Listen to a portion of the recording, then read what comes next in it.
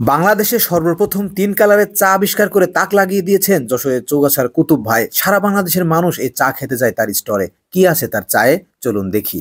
প্রথমে পানি অ্যাড করছি, আমি গরুর দুধ দিচ্ছি, গরম হয়ে গেল। এখন আমি কাপে ঢালছি।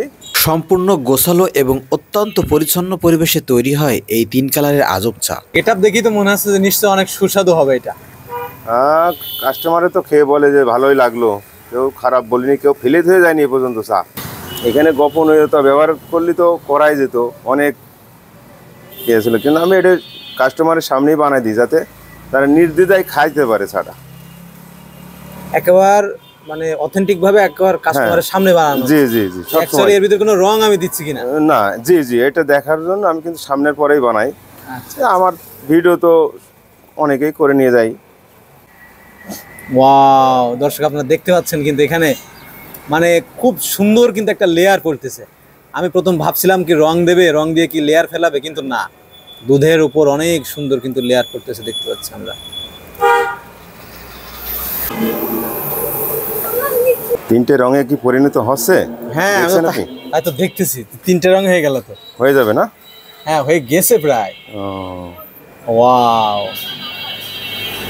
শুধু দেখলে তো হবে না, আপনি চাটা খেয়েও দেখবেন যে না আসলে চাটা খাওয়ার উপযোগ্য কিনা।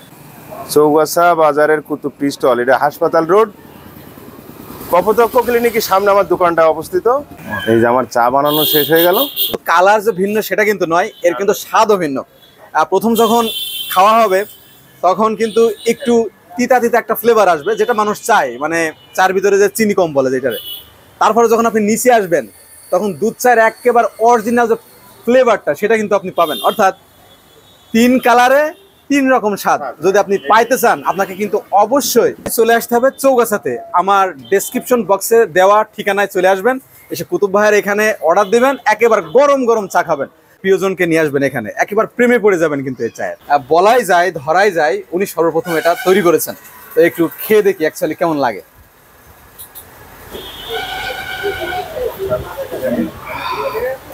অনেক সুন্দর স্বাদ কিন্তু। মামা, কেমন স্বাদ? অনেক অনেক সুন্দর।